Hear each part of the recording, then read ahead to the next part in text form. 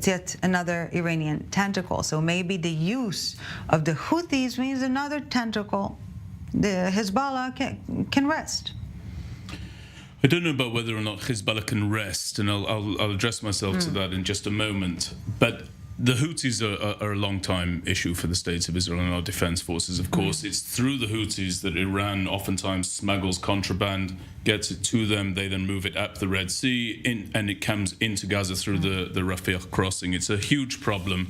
But I think what you're seeing taking place is this effort to distract the State of Israel and the Israel Defense Forces from the focal point, that being the Gaza Strip. So you're getting harassment on the northern border with Hezbollah. You're getting harassment towards Eilat now from the Houthis, and that's going to continue. I personally have to say, and I've said it many, many times, I'm of the view that Hezbollah should be hit now by the Israel Defense Forces. We should not be in this situation. I'm amazed that we are, where after we see our enemies so willing to initiate a conflict with us, we have Hezbollah, we're awaiting word from Hasan Nasrallah, who's going to come out of his bunker and give a speech, proverbially, of course.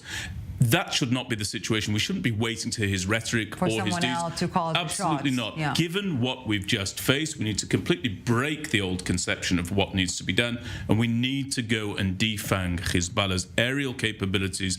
Not completely, we won't get that done immediately, but severely, severely degrade them so that we can then act with greater impunity, as I say, inside the Gaza Strip. Let's get rid of that threat, let's reduce it, and then let's focus on toppling Hamas and bringing our hostages home. Because at some point you'll have to send northern residents back home, and how can you do that when you have a ticking bomb? Exactly, a ticking bomb, that's exactly right, because whether it happens now or in 2 years or 5 years... A mother should kiss her child to go to bed at night and know that they're safe. And this is going to erupt from the north sooner or later. I say, let's make the first strike now. And you know what, to that sense, before we go back to the Houthis,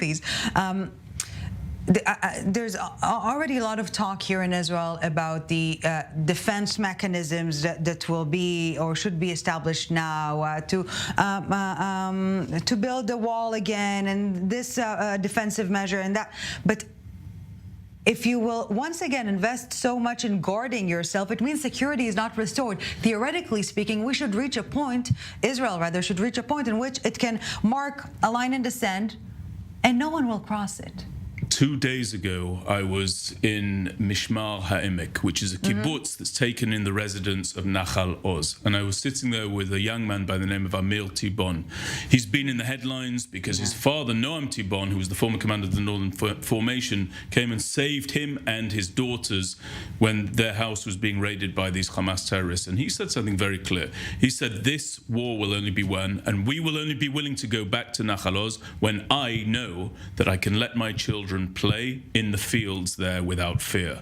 What does that require? It requires the toppling of Hamas completely. Will that be achieved?